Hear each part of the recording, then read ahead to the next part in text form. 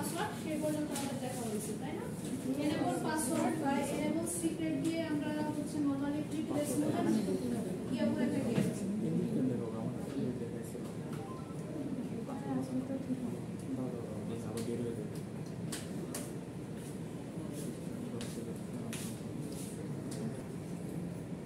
যেহেতু আপনাদের রেকর্ড করতে হয়, আদারওয়াইজ হচ্ছে আসলে রেকর্ডিং এর অপশনটা না থাকলে আপনারা হচ্ছে করতে। যাই হোক, আমরা হচ্ছে মোটামুটি আমাদের এখানে নেটওয়ার্কিং যে ডিভাইসগুলো আছে যে সেগুলোতে কি করি, সিএলআই তে কনফিগার করি ওভার GUI। যেটা কেন GUI প্রিফার করি না আমরা, যে নানা কারণে GUI হচ্ছে আনঅ্যাভেলেবল হতে পারে, ক্র্যাশ করতে পারে, এটা হচ্ছে নেটওয়ার্কিং ডিভাইসগুলোকে হচ্ছে আমরা সেফ মোড মনে করি হচ্ছে সিএলআই।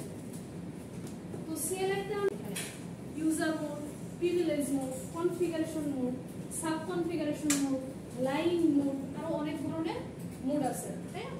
তো ইউজার মোড এবং কনফিগারেশন মোড এগুলো সবগুলো মোডের মধ্যে হচ্ছে পাসওয়ার্ড দেওয়া যায়, পাসওয়ার্ড দিতে হয়।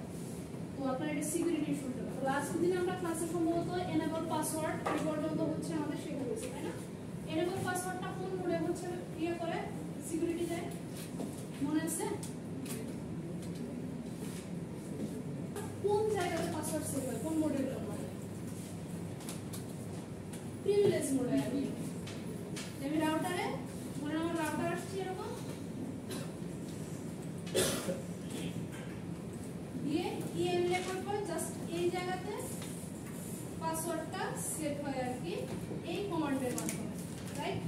তো এই কমান্ডটা হচ্ছে আমরা প্রিফার করি। আমি যখন হচ্ছে আমার রানিং কনফিগারেশন দেখতে যাই তখন হচ্ছে এই পাসওয়ার্ডটা কি করে আসলে সলিউশনটা হচ্ছে পাসওয়ার্ডের বদলে আমরা সিক্রেট কিওয়ার্ড ইউজ করি, যেটা হচ্ছে আমাদের পাসওয়ার্ডটাকে এনক্রিপ্ট করে দেয় আপডেটেড এনক্রিপশন অ্যালগরিদমের থ্রুতে। এই পর্যন্ত ছিল লাস্ট ক্লাসে। এখন আসেন, কথা ছিল যে ডিভাইসকে আমরা কি দুই ভাবে অ্যাক্সেস করতে পারি। একটা হচ্ছে ডাইরেক্ট বলতে পারে, তো ফিজিক্যালি যখন আপনাকে বলা হবে যে একটা ডিভাইসকে সব ওয়েতে সিকিউর করেন, আপনার রেসপন্সিবিলিটি হচ্ছে ফিজিক্যালির জন্য আপনি পাসওয়ার্ড দিবেন, রিমোটলির জন্য পাসওয়ার্ড দিবেন। এবং রিমোটলি মোটামুটি আমাদের যতগুলো হচ্ছে ওয়েল নোন প্রোটোকল আছে যেগুলো দিয়ে অ্যাক্সেস করতে পারি সবগুলোতে আমি কি করব, পাসওয়ার্ড দিব আর ঠিক আছে। সেটা এখন টেলনেটটা হচ্ছে বাই ডিফল্ট সেট হয়ে যায় যখন আমি হচ্ছে রিমোটলি অ্যাক্সেস দিয়ে দিই। আর এসএসএস এ কিছু অ্যাডিশনাল কনফিগারেশন আমাদের আছে। তো আপনাদের কমান্ডগুলো আমি আজকে মোটামুটি দিয়ে দিব, খাতায় উঠাই দিবেন, তারপর প্র্যাকটিস করতে করতে অনেকটা রপ্ত হয়ে যাবে, সমস্যা। এখন আসেন ফিজিক্যালি যেটা, ফিজিক্যালি তো আমরা কি করতে পারি, কনসোল কেবলের মাধ্যমে অ্যাক্সেস করতে পারি। তো একটা করে কনসোল পোর্ট আমাদের থাকে, আমরা এটা জানি, সেই সাথে কি থাকে অক্সিলিয়ারি আরেকটা পোর্ট থাকে। তো এই অক্স পোর্টে কিভাবে হচ্ছে পাসওয়ার্ড দিই সেটাও আমি বলে দিব, কিন্তু কিছু কিছু রাউটারের মডেলে দেখবেন যে আপনি এটা হচ্ছে অক্স পোর্টের অপশন পাচ্ছেন না, এবং এটা আমাদের জন্য ইও না, ম্যান্ডেটরি না। তো কনসোল কেবল যেটা সেখানে হচ্ছে আপনি পাসওয়ার্ড দিবেন। তাহলে এটা প্যাটার্নটা আসলে কি, আপনার রিমোটলি অ্যাক্সেস, ফিজিক্যালি অ্যাক্সেস এবং অক্সিলিয়ারি পোর্টের মাধ্যমে সবগুলার হচ্ছে কমান্ড প্যাটার্ন হচ্ছে সেম। একটা শিখলে আপনি বাকিগুলো পারবেন। তো লাইন যে কথাটা, এটা আসলে ওই সাব কনফিগারেশনটাকে এনেবল করে। তখন কমান্ডটা হবে ফিজিক্যালির জন্য লাইন কনসোল 0, ঠিক আছে। পাসওয়ার্ড ধরেন অ্যাডমিন দিবেন, যে পাসওয়ার্ডটা দিবেন সেই পাসওয়ার্ডটা এখানে, তারপরে হচ্ছে লগইন, দেন হচ্ছে এন্ড। ওকে, এখানে এক্সিট দিলেও হয়। তো এন্ড এক্সিট যেটাই দেন সমস্যা নেই, জাস্ট ওই লাইন থেকে আপনাকে বের করে দিবেন। এইটাকে বুঝাচ্ছে নরমালি কি দেখা যায়, আমাদের যে কনসোল পোর্ট একটাই থাকে, তার পাশে যেটা থাকে সেটা হচ্ছে কি অক্সিলিয়ারি পোর্ট। 0 দিয়ে 1 নাম্বার কনসোল পোর্টটাকে বোঝাচ্ছে। কিছু রাউটারের মডেল ভ্যারি করাতে হচ্ছে এরকম হতে পারে যে কনসোল পোর্ট একাধিক আছে, সেই ক্ষেত্রে যদি এখানে কনসোল 1 দেই বুঝতে হবে 2 নাম্বার কনসোল পোর্টকে মিন করতেছে সেই পোর্টকে। তো আমাদের ডিভাইসে হচ্ছে খেয়াল করে দেখবেন, রাউটার যখন কনফিগার করি তখন হচ্ছে ইন্টারফেস ধরে ধরে, অর্থাৎ এক কথা বলে পোর্ট ধরে ধরে আমরা সব পাসওয়ার্ড দিতেছি, সব আইপি দিতেছি, এক একটা পোর্টকে আলাদা একটা কি ডোমেইন চিন্তা করতেছি, রাইট? এই জন্য এখানে পোর্ট জিনিসটা এত ইম্পর্টেন্ট। তো এটা হচ্ছে আপনার এই ফিজিক্যালি যে আপনার কনসোল কেবল দিয়ে বা রোল্ড কেবল যেটা সেটা দিয়ে অ্যাক্সেস করেন, সেই ক্ষেত্রে আপনাকে পাসওয়ার্ড চাইবে। যখন আপনি এই কমান্ডটা দিবেন তখন আপনি যেটা হবে ব্যানার মেসেজের পর এনেবল লেখার আগে আপনাকে এখন পাসওয়ার্ড চাইবে, বুঝতে পারছেন এটা দেওয়ার কারণে। তো আপনি এতটুকু যদি দেন পাসওয়ার্ড অ্যাডমিন, তাহলে পাসওয়ার্ড সেট হবে, বাট লগইনের অপশনটা আপনার আসবে না, অ্যাভেলেবল হয় না। এই জন্য আমরা এখানে লগইন কমান্ডটা দিয়ে লগইন দিয়ে এক্সিট, যখনই এই কমান্ডটা দিই তখন আসলে আমার এই পাসওয়ার্ড লেখা এরকম একটা অপশন আসে, আদারওয়াইজ আসে না। এখন আসেন রিমোটলি কিভাবে হচ্ছে আমরা পাসওয়ার্ড দিয়ে রিমোটলি পাসওয়ার্ডটা এনেবল করে হচ্ছে VTY এই কমান্ড। কমান্ড একদম সেম, জাস্ট হচ্ছে লাইনের পর আমরা কি লিখবো VTY, কেস সেনসিটিভ লাইন এখন সমস্যা নেই VTY। এখন আসেন 15 মিনিট 16 জন, এখানে 16 জন ইউজার আমি ক্রিয়েট করে 16 জনকে অ্যাক্সেস দিতে পারবো, আপনার যে কয়টা ভালো লাগে অ্যাক্সেস আছে, ঠিক আছে।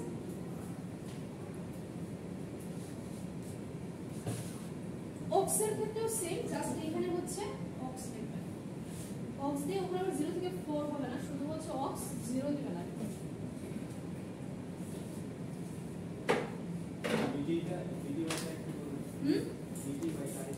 আচ্ছা VTY-টা হচ্ছে আমার রিমোটলি লগইনকে এনেবল করে।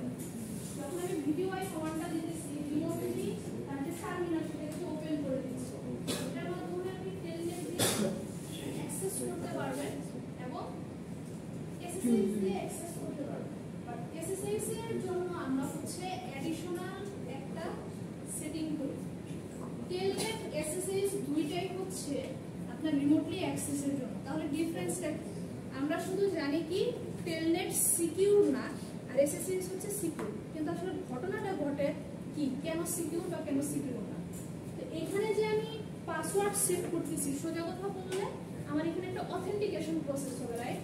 তো অথেন্টিকেশনের জন্য আসলে আমার কি একটা ইউজার নেম আর হচ্ছে একটা পাসওয়ার্ড দরকার। টেলনেটে যখন আপনি লগইন করেন, রিমোটলি যখন আমরা লগইন করি ইন্টারনেটের মাধ্যমে বা নেটওয়ার্কের মাধ্যমে কি আমি আমার পাসওয়ার্ড এবং হচ্ছে নামটাকে পাঠাচ্ছি ওভার নেটওয়ার্ক, রাইট? সেভাবে সে অথেন্টিকেশন প্রসেসটা কমপ্লিট করে আমাকে লগইন করতে হেল্প করতেছে। তো টেলনেট ইউজ করে যখন আমরা করি এই ইউজার নেম আর পাসওয়ার্ড যখন পাঠাই সেটা হচ্ছে একদম প্লেন টেক্সটে যায়, বুঝতে পারছেন? এই জন্য হচ্ছে এটা সিকিউর না। আর যখন হচ্ছে SSH ইউজ করি আমরা তখন হচ্ছে ইউজার নেম আর পাসওয়ার্ডটা এনক্রিপ্টেড অবস্থায়, আর এস অ্যালগরিদমের মাধ্যমে সেটা হচ্ছে পুরো এনক্রিপ্টেড অবস্থায় যায়, যে কারণে SSH-টা হচ্ছে বেশি সিকিউর এবং ওটাকে সিকিউর শেল বলতেছে। ক্লিয়ার? তাহলে আপনাকে যদি জিজ্ঞেস করে টেলনেট কেন সিকিউর না বলতে পারবেন, এক্সপ্লেইন করতে পারবেন? ওখানে সোজা কথা যে আমার ইউজার নেম পাসওয়ার্ডটা যে নেটওয়ার্কের মাধ্যমে আমি পাঠাচ্ছি অথেন্টিকেশনের জন্য সেটা প্লেন টেক্সটে যায়। ওকে, ঠিক আছে। দেখি বই কি বলতেছে। বইয়ে হচ্ছে আপনাদের এই চ্যাপ্টারটা জানানো আছে SSH secure shell, secure shell. এটা হচ্ছে আপনার এনক্রিপ্টেড অবস্থায় অথেন্টিকেশন প্রসেসটা কমপ্লিট হয় আর কি।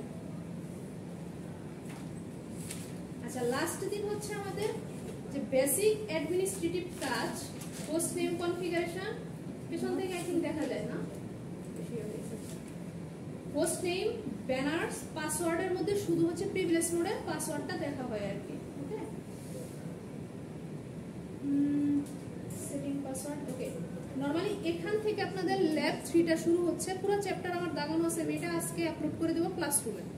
জাস্ট লিখে দেবো চ্যাপ্টার 6, আপনি চ্যাপ্টার 6 বের করে যতটুকু দাগানো আছে শুধু ততটুকু পড়বেন, বাকি অংশ পড়ার দরকার নাই। ওকে, সবুজ বা হলুদ যেটাই হোক কালার জাস্ট পড়বেন, আমি হাইলাইট করে দিয়েছি আর কি। দেখেন এই যে এনেবল সিক্রেট দিয়ে আমাদের ইয়া হচ্ছে, এটা আমরা জানি। অক্সিলিয়ারি পাসওয়ার্ড কি এই যে 0 দিয়ে এভাবে সেট করি। ওকে, এইখানকার কিছু কিছু কমান্ড, যেমন ধরেন SSH এর যে কমান্ডটা আছে সেটা আপনি ইমপ্লিমেন্ট করতে পারবেন না, আপনার সে কাজ করবে না। এই জন্য আপনাদের কিন্তু বলে নিয়েছিলাম কি এই বইটা হচ্ছে আমাদের CCNA এক্সামের আগের ভার্সনের, মানে এখন যে আমরা ভার্সন 7 এর পরীক্ষা দেই এবং আমাদের যে সিলেবাস আগে থেকে ছোট করা হয়েছে, ছোটর যে বইটা সেটা এটা না, আপডেটেড বইটা না। এটা কেন আপনাদের ফলো করি, যাতে আমরা আরেকটু কিছু এক্সট্রা ইনফরমেশন জানতে পারি ডিটেলসে। নতুন বইটা হচ্ছে শর্ট, তো এইখানে কিছু কমান্ড ভার্সনের জন্য আপনাদের মিলবে না, যেগুলো আমি আপনাদের ক্লাসে দিয়ে দেবো, বুঝতে পারছেন? তো এখান থেকে জাস্ট হচ্ছে কমান্ডের প্যাটার্নটা আর কি দেখবে। যেমন অক্স, এটা হচ্ছে আপনার কাজ। অক্সের হচ্ছে দেখতে হবে আগে যে আপনি যে রাউটারটা ইউজ করতেছেন সেটাতে অক্সিলারি পোর্ট আছে কি নাই। আচ্ছা, কনসোলের যে পাসওয়ার্ড দেখেন আমি যেটা লিখছিলাম সেটাই, যে প্রথমে আপনাকে কি করতে হবে,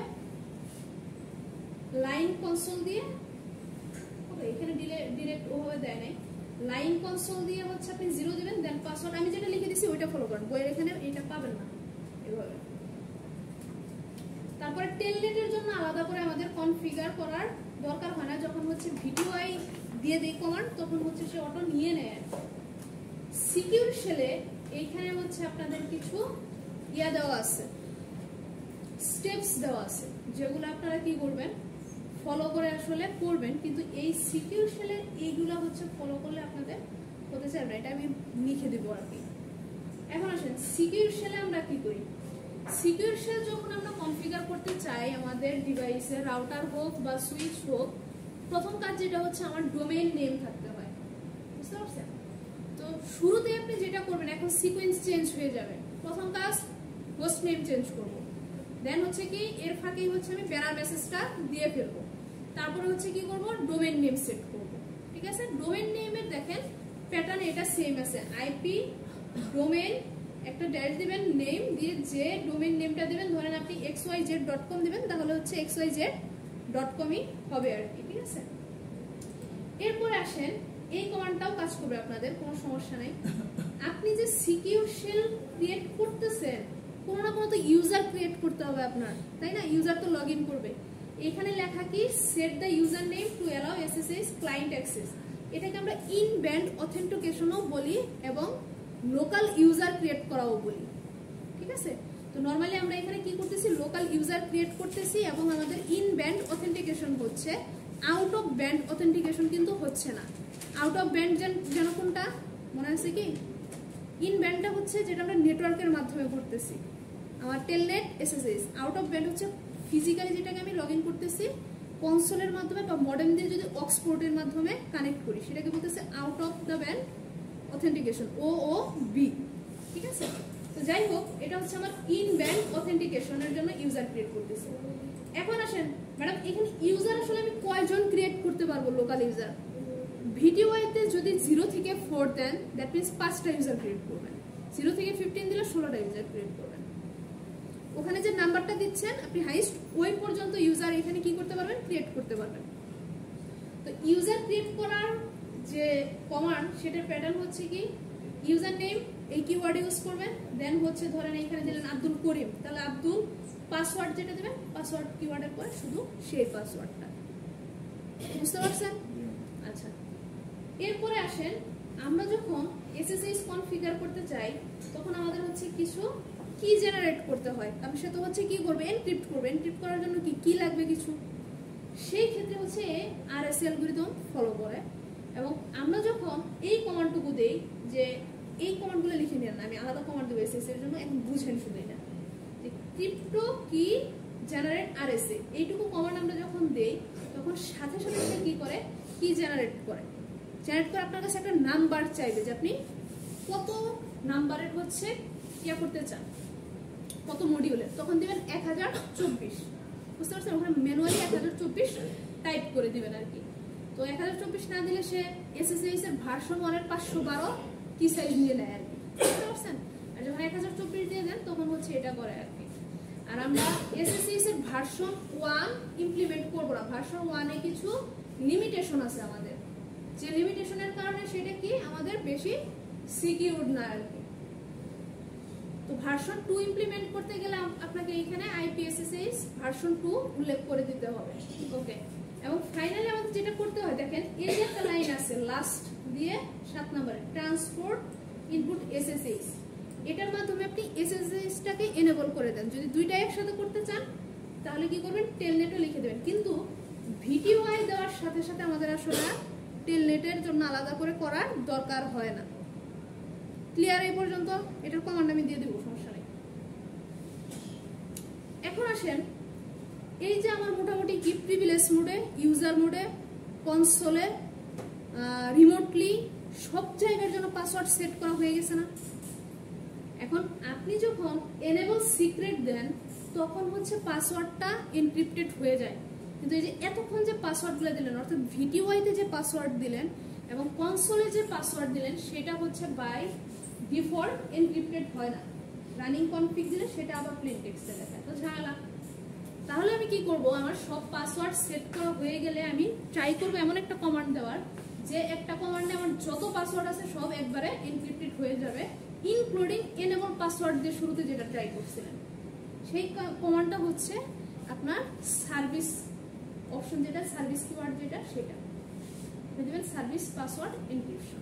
ঠিক আছে, যেটা হচ্ছে আপনাকে কি করতেছে, সব আপনার এই যে দেখেন এই যে কোনটা সার্ভিস পাসওয়ার্ড এনক্রিপশন, যেটা আপনাকে কি করবে, একেবারে যত পাসওয়ার্ড ইউজ করছেন এই পর্যন্ত এনেবল পাসওয়ার্ড দিয়েও যেটা, সেই প্লেন টেক্সটটাও কি হয়ে যাবে, এনক্রিপ্টেড হয়ে যাবে। এই কমান্ড ঠিক আছে, এটা লিখে নিতে পারেন।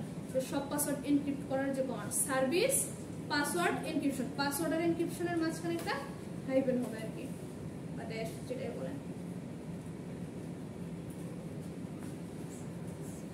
দেখেন এখানে যে হলুদ দাগ দিয়ে ইয়ে করা আছে এটাই।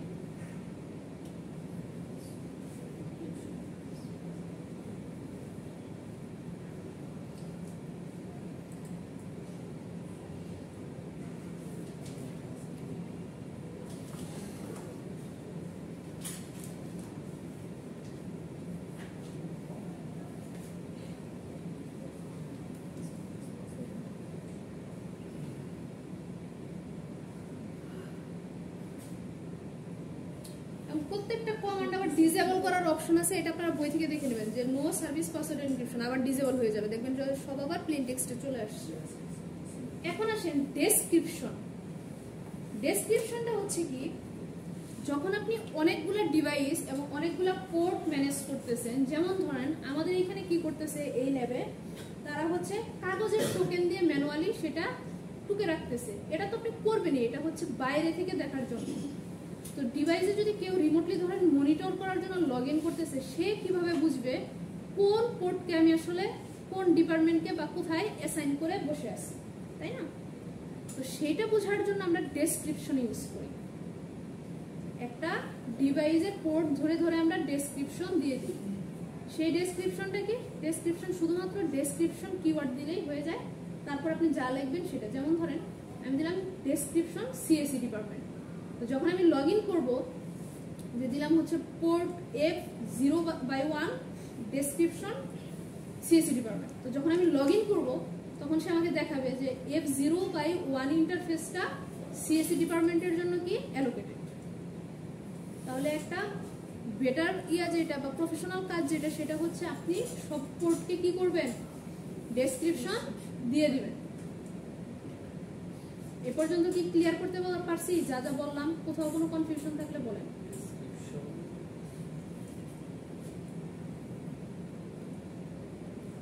ক্লিয়ার? আচ্ছা, তো ডেসক্রিপশন গেল। এরপরে হচ্ছে রাউটার ইন্টারফেস। অলরেডি আমরা জানি আমরা কি করি, ইন্ট ফার্স্ট ইথারনেট দিয়ে পোর্ট নাম্বার দেই। এত কিছু লেখার দরকার নাই, জাস্ট হচ্ছে কি করবেন, ইন্ট F0/1 দিলেও সে এটা কি করবে, নিয়ে নিবে। ঠিক আছে,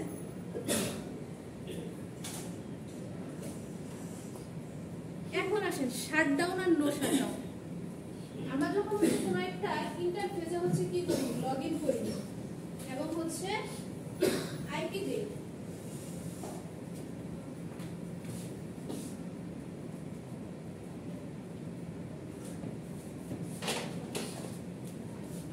কনফিগারেশন মোডে আছে, ঠিক আছে?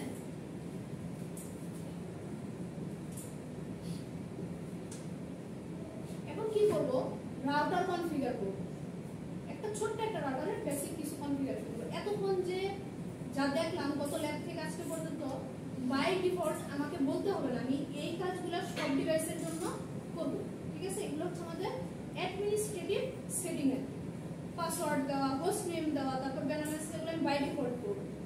ঠিক আছে, এখন আসেন আমি রাউটারের ধরেন একটা পোর্ট কনফিগার করব। আমি কি করতে হয়, রাউটার কনফিগার করতে গেলে আগে ওই ইন্টারফেসটাতে ঢুকতে হয় না, যে ইন্টারফেস দিয়ে সে কানেক্টেড, তাই না?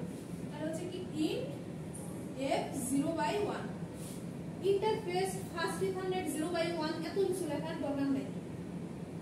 যদি এরকম থাকে গিগ যেটা থাকবে শর্টটা দিবেন, ঠিক আছে, বড় করে লেখার দরকার নেই। এই ইন্টারফেস আসার পরে দেখবেন আপনাকে নিয়ে আসবে এখানে এই চেঞ্জ আসবে যে কনফিগ ইফ, তার মানে আপনি এখন পোর্টের ভিতরে বা ইন্টারফেসের ভিতরে আছেন। আসার পর আমরা কি করি, রাউটার কনফিগারেশনে আইপি অ্যাড্রেস পুরোটা না লিখলে আমাদের কমান্ড নেই, নিয়ে আইপি অ্যাড দিয়ে কি করি, এখানে আমাদের থাকে ডিফল্ট গেটওয়ে এবং কি থাকে যে নেটওয়ার্ক অ্যাড্রেসটা ইউজ করতেছি তা সাবনেট মাস্ক। এই তো স্ট্রাকচার কমান্ডের। তারপরে কি করি, আইপিটা অ্যাড হওয়ার সাথে সাথে লিখি no SSH or no shutdown. যতক্ষণ আমি এই কমান্ডটা না দেই ততক্ষণ আমার কি হয় না, রেড যে লাইটগুলো আছে বা রেড অ্যারোগুলো আছে সেগুলো কি হয় না, গ্রিনও হয় না, আপও হয় না। খেয়াল করছেন কি, এটা দেওয়ার সাথে সাথে কি হয়, আমার এটা একটু এম্বার কালার হয়, তারপর আস্তে আস্তে গ্রিন হয়ে পোর্ট একদম আপ হয়ে যায়, তাই তো হয়। নো শাটডাউন মিন্স আমি চাচ্ছি আমার পোর্টগুলা ওপেন থাকবে।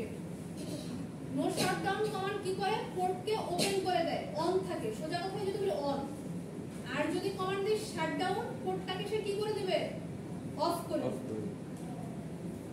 বুঝলেন এই বিষয়টা? লিখে দেব ম্যাম, লিখে দেব।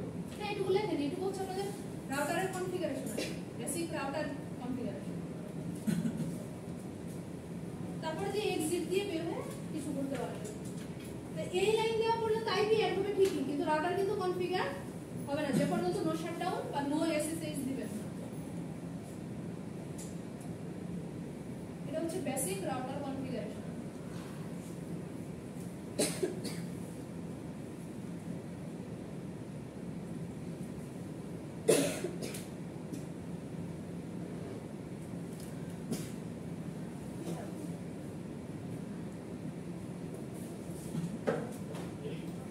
সুইচের কনফিগারেশন এবং রাউটারের কনফিগারেশন, বেসিক যে কনফিগারেশনগুলো আছে সেগুলো হচ্ছে সব সেম।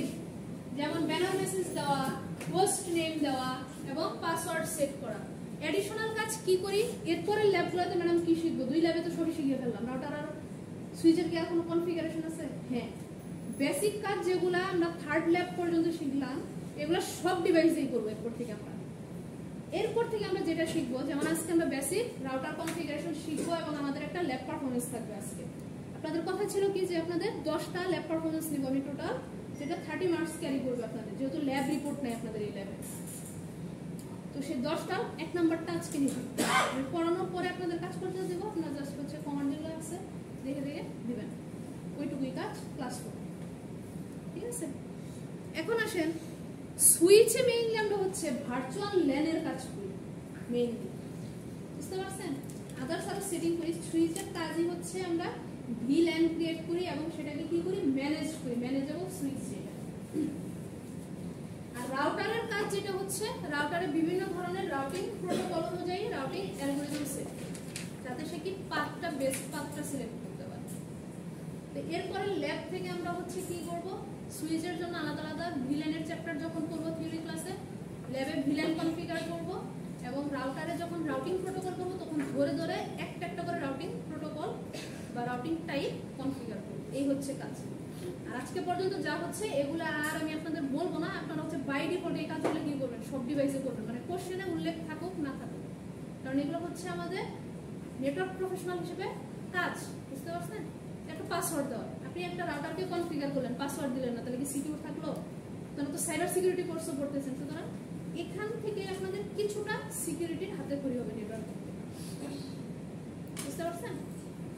আর নেটওয়ার্কিং প্যাটার্ন ধরতে পারলে আপনি বুঝতে পারবেন কোন নেটওয়ার্কে আপনার আসলে ব্যাকডোর আছে, আপনি সেটাকে ক্র্যাক করবেন কিভাবে, ক্লিয়ার। সুতরাং আপনাদের এই দুইটা কোর্স কিন্তু রিলেটেড, তো যারা হচ্ছে ওই দিকে শিফট করবেন, এইখান থেকে আপনার বেসিক নলেজ নিয়ে গিয়ে তারপর হচ্ছে ওইটা করতে হবে। আরেকটা হচ্ছে অপারেটিং সিস্টেম, সাইবার সিকিউরিটির জন্য এই দুইটা কোর্স মাস্ট, আগে এই দুইটা দেন হচ্ছে সাইবার সিকিউরিটি, ক্লিয়ার। আচ্ছা, তো শাটডাউন আর নো শাটডাউনের পার্থক্য বুঝতে পারছি আমরা, কখন শাটডাউন করতেছি কখন নো শাটডাউন। ধরেন আমার একটা সুইচে পোর্ট আছে 24টা, অ্যালোকেট করে দিয়েছি 13টা, বাকিগুলো হচ্ছে আপাতত ইউজ করতেছি, শাটডাউন করে রাখলাম, পোর্টটা অফ থাকলো, ব্লিঙ্ক করবে না। বুঝলেন না বিষয়টা? নো শাটডাউন হচ্ছে পোর্টটাকে অফ করে দেয়।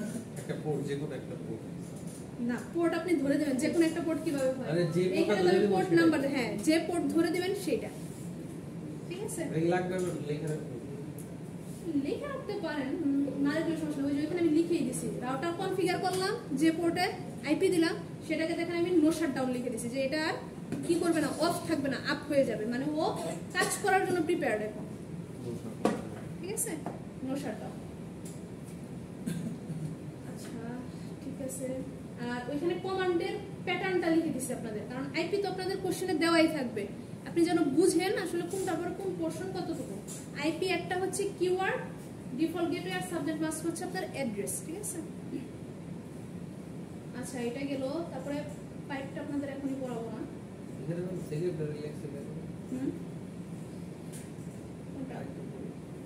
এইটা সেকেন্ডারি লেখছে। আচ্ছা এইটা সেকেন্ডারি কেন লেখছে, কোনো কারণে দেখেন এই কমান্ডটা খেয়াল করেন, এখানে এ পোর্টে গেলাম F0/1, এখন কোনো কারণে ধরেন আপনার হচ্ছে আপনি অল্টারনেটিভ আরেকটা ডিফল্ট গেটওয়ে রাখতে যাচ্ছেন, যে কোনো কারণে প্রবলেম হলে যাতে ওইটা দিয়ে পাস হয়ে চলে যায়, অল্টারনেটিভ ওয়ে সোজা কথায়। কারণ নেটওয়ার্কিং এ তো আমরা কি অল্টারনেটিভ নেটওয়ার্কিং প্রোটোকল থেকে শুরু করে সবকিছু অল্টারনেটিভ রাখবো, কারণ যাতে কোনো একটা ফেল হলে বাকি সিস্টেম আমার কোলাপস না করে। তো এইখানে আপনি কি করতে পারেন, চাইলে অ্যানাদার একটা ডিফল্ট গেটওয়ে রাখতে পারেন সেকেন্ডারি, জাস্ট কি করতে হবে, same pattern IP add default gateway subject mask, শুধুমাত্র কি করবেন, সেকেন্ডারি কিওয়ার্ডটা লিখে দেবেন, ও তখন এটা বুঝে নেবে যে এটা সেকেন্ডারি। খেয়াল করে দেখেন একটু আইডেন্টিক্যাল তো, অ্যাড্রেস চোখের ধাঁধা লাগতে পারে কিন্তু সেম না, এটাই আমি বলতেছিলাম, আইডেন্টিক্যাল কিন্তু সেম না। 10.2 এখানে হচ্ছে 20.2, এই র্যাঙ্কেরই আলাদা একটা সাবনেট, এটা জাস্ট বুঝতে পারছেন? মানে এটা আবার রান হইছে, SH রান মানে হচ্ছে রানিং কনফিগারেশন, দেখেন যেটা আপনারা ওই যে দেন না শো রানিং কনফিগারেশন, ওইটার শর্ট। যদি এখানেই দেখতে চান সেই ক্ষেত্রে দিবেন ডু SSH রান, আর যদি বলেন প্রিভিলেজ মোডে থেকে দেখবো দেন শুধু কি দিবেন শো শো রানিং কনফিগারেশন, ঠিক আছে? এই আর কি সিরিয়াল যখন ইয়া করবো এটা তখন দেখো আর সিরিয়াল কে বলে, কারণ এখানে ক্লক সেটিং আছে তো। আচ্ছা ইম্পর্টেন্ট পার্ট, এইখানে দেখেন দুইটা র্যামের নাম দেখতেছেন, একটা কি ডি র্যাম আর একটা হচ্ছে কি এনভি র্যাম। এই দুইটার মধ্যে আসলে পার্থক্য কি, আগে আমাকে সেটা বলেন। ডি র্যাম আর এনভি র্যামের মধ্যে আসলে পার্থক্যটা কি?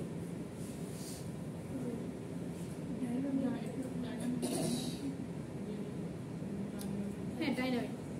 সোজা কথায় যদি বলি, মেমোরিতে যাব না, বিষয় যেটা হচ্ছে ডি র্যামটা হচ্ছে নরমাল যে আমরা র্যামের কথা চিন্তা করি সেটা হচ্ছে ডি র্যাম, যে কি পাওয়ার অফ হলে আমার কোনো কিছু থাকবে না, আর এনভি র্যামটা কি পাওয়ার অফ হলেও রাখবে।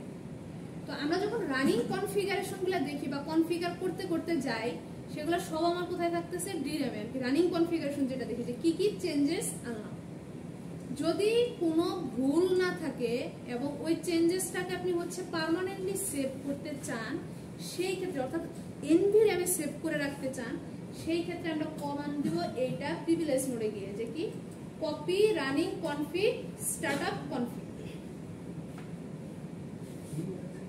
তার আগ পর্যন্ত শো রানিং কনফিগটা কি আপনার র্যামে যেগুলো থাকে সেগুলাই আপনাকে শো করে। পাওয়ার যদি রাউটারের অফ করে দেন, অফ করে দিয়ে অন করেন, তাহলে কিন্তু আর কোনো কিছু থাকবে না আর কি। এটা দিলে কি হবে? এটা হচ্ছে আপনার কপি করে থাকবে, ওই কারেন্ট যে চেঞ্জেস গুলো আপনি আনলেন সেগুলো কপি হয়ে থাকবে। সেটা কি রকম দেখেন, সেভ হয়ে থাকবে। পার্মানেন্টলি সেভ করার জন্য প্রিভিলেজ মোডে গিয়ে যে এই কমান্ড দিবেন, পুরোটাও দিতে পারেন অথবা শুধু WR লিখতে পারেন, রাইট? অবশ্যই এবং অবশ্যই কনফিগার করা শেষ হলে রাইট লিখবেন।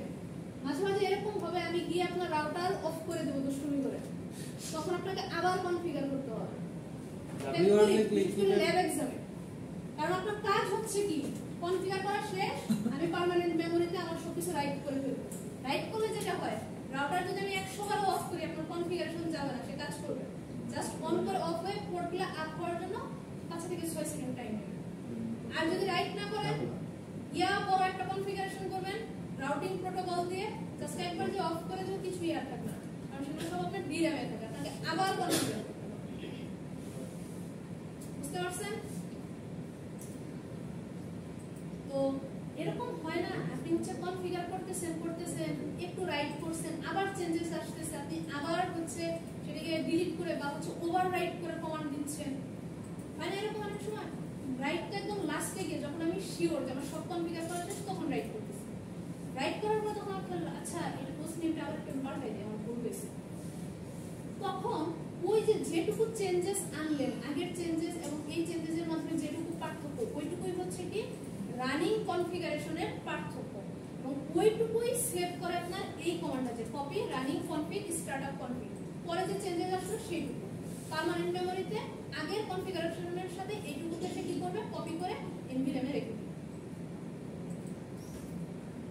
কারণ আপনি তো জানেন না কতটুকু চেঞ্জেস আনলেন, কতটুকু কি করলেন। হ্যাঁ বলেন, এখন বলেন। আগে যেটা সেভ করছি ওটা আপডেট করার পরে তারপর এটা দিলে যদি করেন আপনি, আদারওয়াইজ রাইট ছাড়া যদি শুধু এটাও দেন সেটাও হচ্ছে কপি হয়ে থাকবে।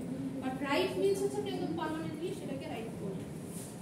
এবং আমরা হচ্ছে কনফিগারেশন টেক্সট ফাইলেও ইয়ে করতে পারি, সেটা একটু দেখার জন্য একদম শেষ হয়ে গেলে কনফিগারেশন শেষ, লাস্টে গিয়ে জাস্ট হচ্ছে এই মোডে প্রেস মোডে যেখানে শুধু হ্যাশের পরেই আপনি কমান্ড দিতে পারেন, সেখানে ডাব্লিউআর লিখবেন শেষ। ঠিক আছে, লেখেন এখানে ব্র্যাকেট দিয়ে লেখেন পার্মানেন্ট সেভ।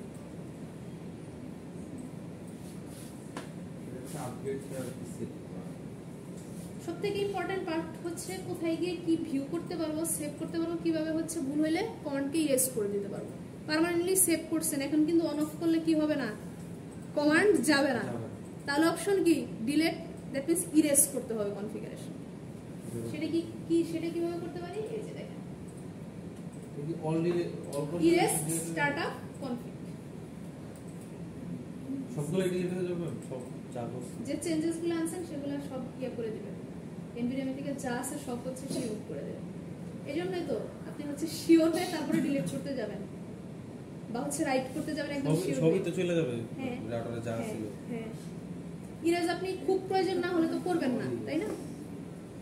এই আর কি। আর যে কোনো কনফিগারেশন রানিং কনফিগারেশন ভিউ করার জন্য আমরা কি দেই, এটা লাস্ট ল্যাবে আমরা প্র্যাকটিস করছি, শো রানিং কনফিগ।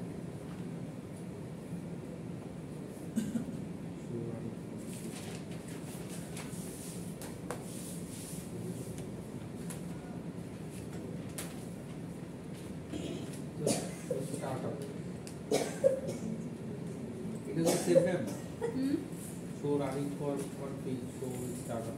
আপনি যা দিবেন তাই আসবে, শোর পরে যা দিবেন, show running config, running configuration দেখাবে, শো স্টার্টআপ কনফিগ মানে ওই যে যেটুকু চেঞ্জেস আনলেন সেটুকু পরে। ঠিক আছে, এগুলো বই আছে, সব লিখতে হবে না। ইরেজের জন্য ইরেজ স্টার্টআপ কনফিগ এই প্রশ্নগুলো লিখতে হবে না, বই আছে।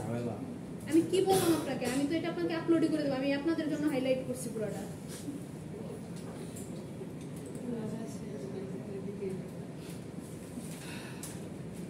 আমি জানি আপনারা খুঁজে পাবেন না, এই জন্য আমি হাইলাইট করে দিচ্ছি। লেভেল কাজ করতে দিবেন না, শো প্রোটোকলস কি কি আছে এখনই শো এত দেখার দরকার নাই। যাই হোক, চ্যাপ্টার আমাদের শেষ, মোটামুটি এই কনফিগারেশন গুলাই আর কি। কিছু প্রশ্ন আছে, চাইলে আপনারা এই লেভেলগুলো পড়তে পারেন, থিওরিতে থাকতে পারে না, ইজি কোশ্চেন। এই যে দেখেন, if you wanted to delete the configuration stored in nvram, what commands would you type? ওই যে erase startup config এক লাইনের 2 নাম্বার পেয়ে যাবেন। একটু আরে হাইলাইট করা আছে তো, বই ম্যাম দেখলে মাথা ঘুরে। বই তো ম্যাম দিয়ে দিই তোমাকে, এগুলো তো রেখা দিলে